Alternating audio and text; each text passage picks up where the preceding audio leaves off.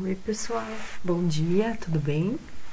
Estamos iniciando mais uma semana hoje, né? Na segunda-feira temos aula de física e sexta-feira eu passei para vocês uma tarefa do caderno de atividades, né? Ainda sobre os exercícios de condução e convecção, para vocês fixarem bem, para nós podermos passar para o último processo que nós temos, que é o da radiação, tá? Então, vamos lá para a correção da nossa tarefa.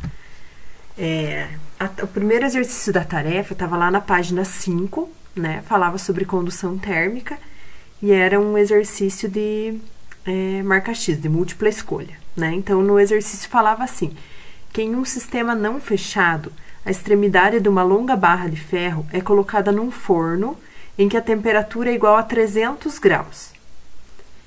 Pode-se afirmar a respeito da extremidade oposta. Então, olhem qual que é a situação. Vocês têm um forno, tá? Com uma temperatura de 300 graus e eu tenho uma barra bem longa. Eu vou colocar uma ponta da barra dentro do forno, que tá a 300 graus, e o resto da barra vai ficar para fora, tá? Para fora do forno. Então, vamos ver as afirmativas. O calor chega até a outra extremidade por convecção. Nós vimos na aula passada que a convecção só acontece nos fluidos, né? Que é líquidos e gases. Então, ela não pode acontecer numa barra de ferro, né? A barra de ferro é sólida. Então, o calor não chega até lá por convecção. Ele chega até lá por condução, que é o meio que a gente estudou até agora, que é mais efetivo nos sólidos, tá? Então, a afirmativa 1 já está errada. A segunda. Considerando o ferro um bom condutor de calor, após um intervalo de tempo suficiente, as duas extremidades apresentarão a mesma temperatura? Elas não apresentarão a mesma temperatura, por quê? Porque lá no exercício diz que é um sistema não fechado, tá? Então, a parte da barra de ferro que está para fora do forno, ela vai começar a aquecer, mas ela vai perder calor para o meio externo, então ela nunca vai chegar na mesma temperatura da parte que está dentro do forno, tá? Então, a 2 também não está correta. Se fosse um sistema fechado, sim, ia chegar um momento que a barra ia entrar em equilíbrio com a temperatura do forno, tá? Mas por ser um sistema não fechado, a extremidade da barra que está para fora do forno sempre vai estar perdendo calor para o meio externo. Então, ela vai sempre estar numa temperatura mais baixa, tá? Afirmativa 3. À medida que a temperatura da barra aumenta, diminui a taxa de transferência de calor? Essa está correta. Por quê? Porque o fluxo de calor ele depende da diferença de temperatura. Quanto maior for a diferença de temperatura entre as extremidades, mais fluxo de calor eu vou ter, né? Então, quando a temperatura da barra vai aumentando, a temperatura de uma extremidade da outra vai se tornando mais próxima, diminui a diferença de temperatura, então diminui o fluxo de calor. Essa está correta. 3 está correta. E a 4. Quanto mais espessa for a barra, maior será a taxa de transferência de calor para a outra extremidade. Essa também está correta, por quê? Porque o fluxo de calor, gente, ele também é proporcional à área da barra.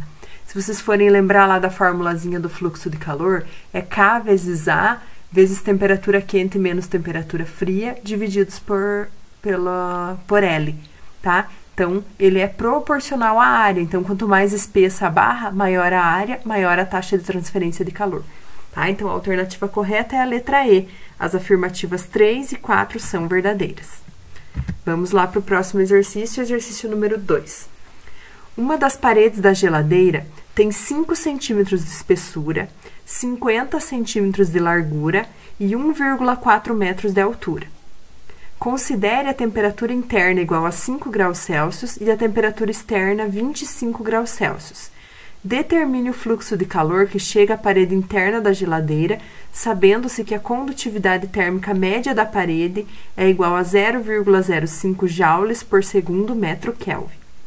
Então, gente, fluxo de calor, cálculo, tá? Nós vamos lá para a fórmula do fluxo de calor, Aqui está a fórmula, Fluxo de calor é igual a K, que é a constante de condutividade, A, que é a área, ΔT, que é a diferença da temperatura quente e fria, sobre o L, né, que é a espessura. Então, aqui, o valor do K, o exercício me deu, 0,05, tá? Só substituir aqui. O valor da área, eu preciso calcular, tá? Vocês concordam comigo que a parede da geladeira é retangular, né? E, ela tem 50 de largura por 1,40 de altura. Então, eu fiz aqui embaixo o cálculo, como se fosse a parede da geladeira aqui. 50 centímetros equivale a meio metro, né? Porque eu não posso misturar aqui metro com centímetro, né? Eu tenho que deixar tudo na mesma unidade. Então, aqui eu já deixei meio metro de largura, 1,40 de altura. Então, como a área de um retângulo é só fazer base vezes altura, 0,5 vezes 1,4 dá 0,7 metros quadrados. Essa é a área da porta da geladeira, da parede, desculpa, da geladeira. Então, coloquei aqui, ó, no lugar do A. As diferenças de temperatura, ó, 5 para 25, 20 graus de diferença, porque 25 menos 5 dá 20. Então, tá aqui, ó, diferenças de temperatura. E aqui embaixo é a espessura da geladeira, tá? 5 centímetros, eu não posso usar centímetro, porque eu tô usando tudo em metro aqui em cima, né? Então, 5 centímetros eu tenho que dividir por 100 esse valor. Lembram que o centi significa 100. Então, divide lá, vai dar 0,05 aqui o valor da espessura. Aí, resolvendo, multiplicando aqui, ó, 0,05 vezes 0,7 vezes 20 e dividindo por 0,05, vai dar o resultado final de 14 joules por segundo. Esse é o fluxo de calor que está atravessando a parede da geladeira, tá? Esse era o único exercício de cálculo, né, da tarefa. Vamos agora para o exercício número 5. Então, tinha lá, da Federal do Paraná, esse exercício, tá? Ah, desculpa, esse também é de cálculo, esqueci que tinha mais um.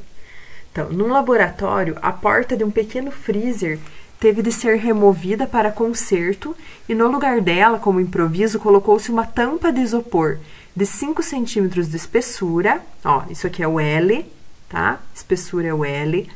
Área 0,35 metros quadrados, isso aqui é o A da nossa fórmula.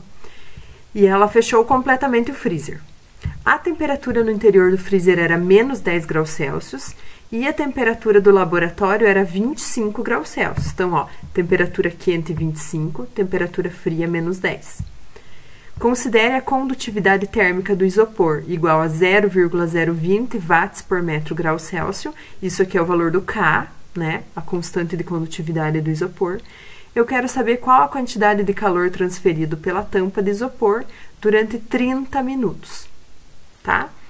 Então, aqui o que nós temos que fazer? Eu quero saber a quantidade de calor, tá? Então, eu vou ter que usar duas fórmulas nesse exercício aqui.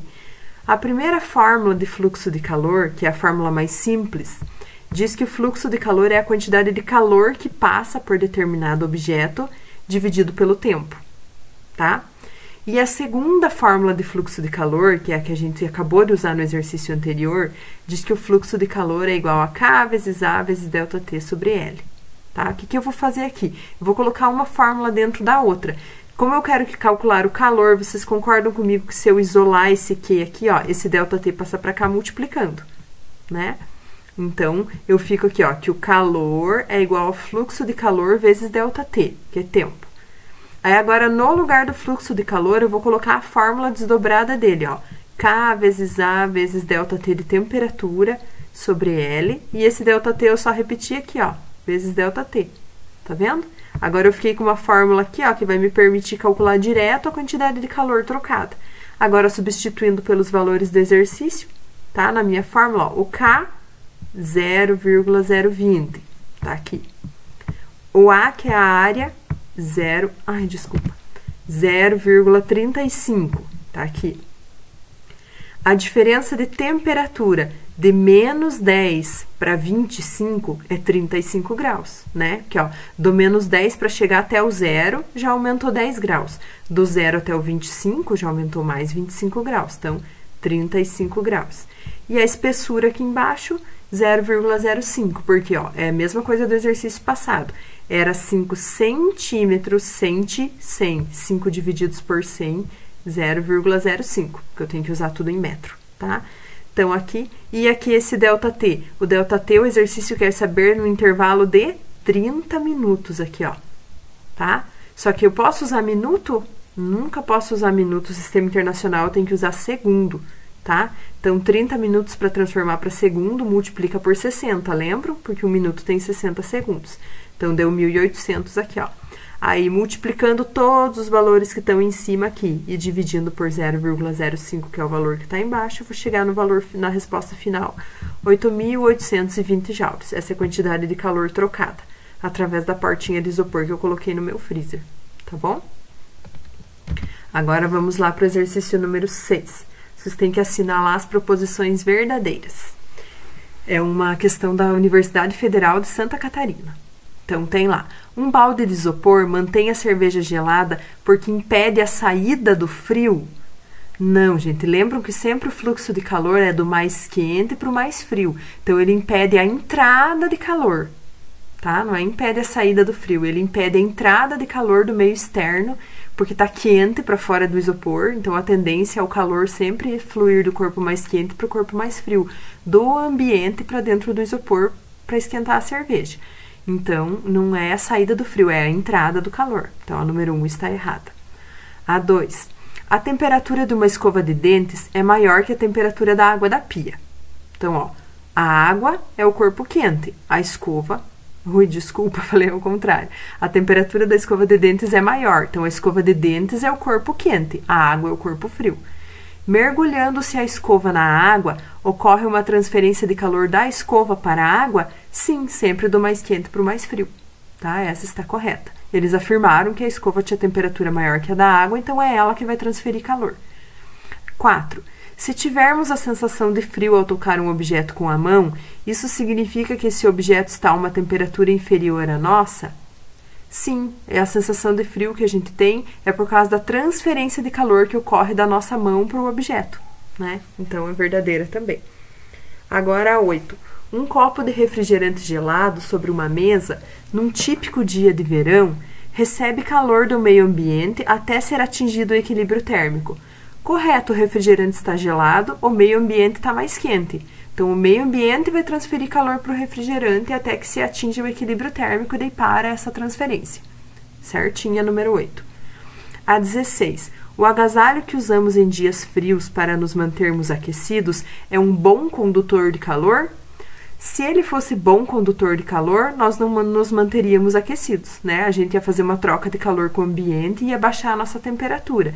Então, ele é um mau condutor de calor, tá? Ele é isolante, por isso que ele nos mantém aquecidos, porque ele segura o calor com a gente não faz a transferência de calor para o meio externo. Então, a 16 está errada, não é bom condutor, é bom isolante, tá? Ou mau condutor. E a questão 32. Os esquimós, para se proteger do frio intenso, constroem abrigos de gelo, porque o gelo é um isolante térmico.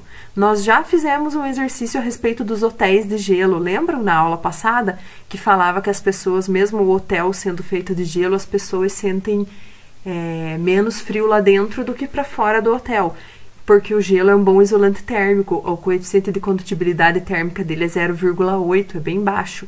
Tá? Então, é correto, eles se protegem do frio porque o gelo é um bom isolante térmico. Agora, vamos lá para a questão 7. Ó, o congelador de um refrigerador é um dos componentes necessários para a transferência de calor em seu interior. Em relação ao processo de transferência de calor, marque as alternativas verdadeiras.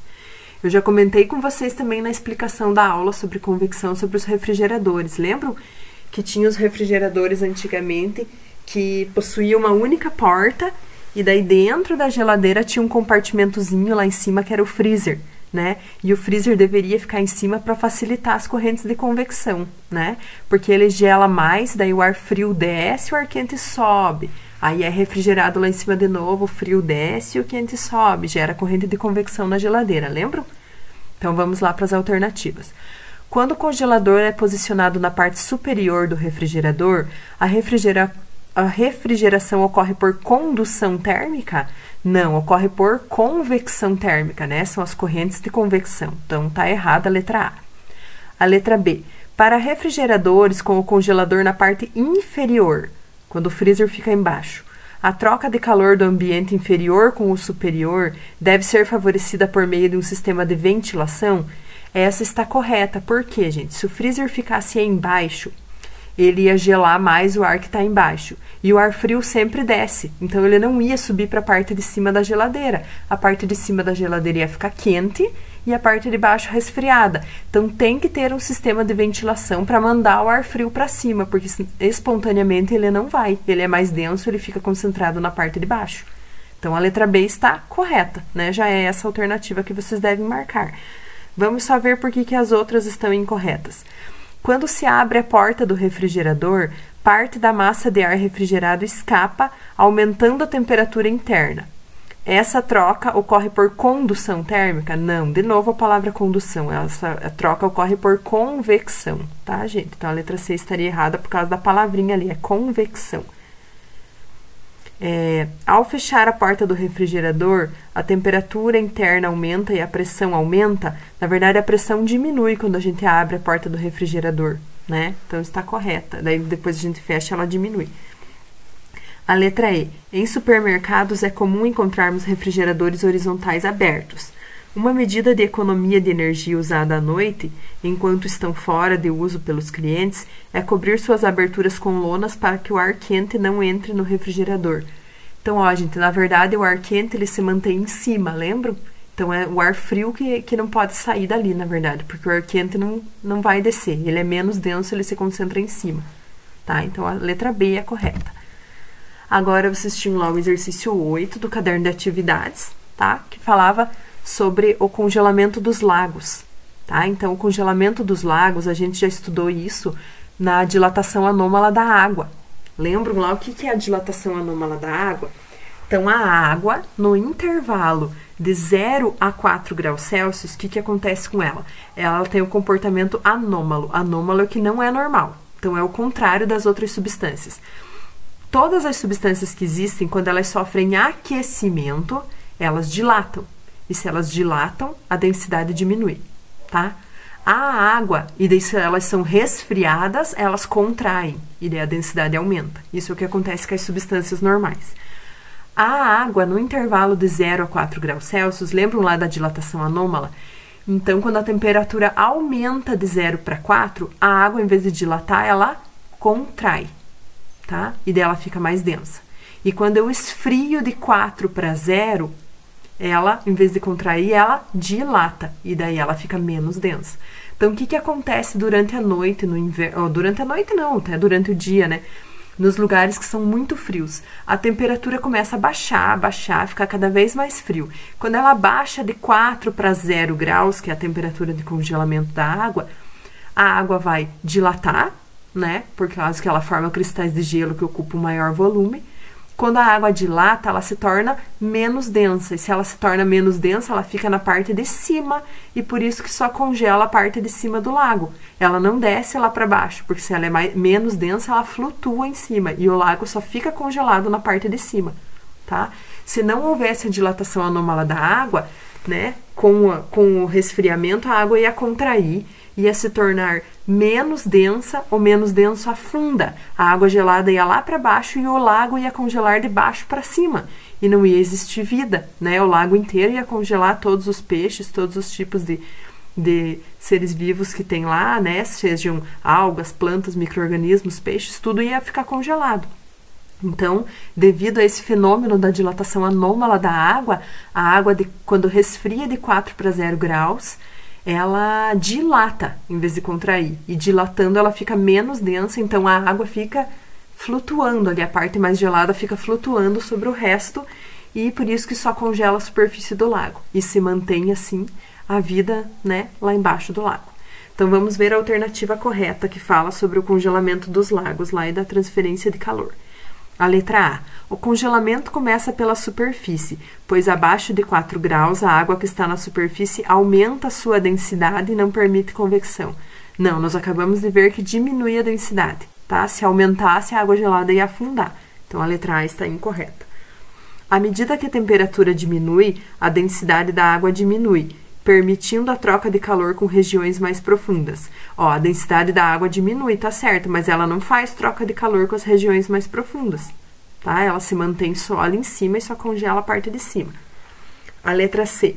À medida que a temperatura da água reduz de 4 até 0, a redução da densidade da água diminui as trocas de calor por convecção. Essa está correta. A letra D. A partir do decréscimo de temperatura da superfície da água pelo contato direto com o ar frio, o congelamento ocorre apenas pela condução de calor do ar para a água? Não, né? Ali acontece também trocas de calor por convecção, só que elas são diminuídas, como disse na letra C. A letra E. O congelamento ocorre apenas na camada de tensão superficial do lago. Essa camada apresenta uma redução no volume da água com a redução da temperatura de 4 para 0 graus. Não é redução no volume da água, a água dilata, então é aumento no volume da água, tá? Então, é só a letra C mesmo que é a correta, tá? E esse era o nosso último exercício, tá, da tarefa. Então, aí tá a explicação de todos eles. Se vocês tiverem dúvida em algum dos exercícios ainda, mesmo com a minha explicação aqui, podem entrar em contato comigo, tá? Que eu ajudo vocês no que vocês precisarem. Então, façam a correção da tarefa. Se por acaso alguém ainda não tinha feito essa tarefa, né? Faça lá a tarefa e manda foto no grupo depois, tá bom? Então, boa semana de estudos para vocês e até a nossa próxima aula na quarta-feira.